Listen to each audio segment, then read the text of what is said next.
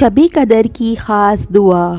حضرت عائشہ رضی اللہ تعالی عنہا سے روایت ہے کہ میں نے رسول اکرم صلی اللہ علیہ وسلم سے عرض کیا کہ مجھے بتائیں کہ اگر مجھے معلوم ہو جائے کہ کون سی رات شب قدر ہے تو میں اس رات اللہ تعالیٰ سے کیا عرض کروں اور کیا دعا مانگوں۔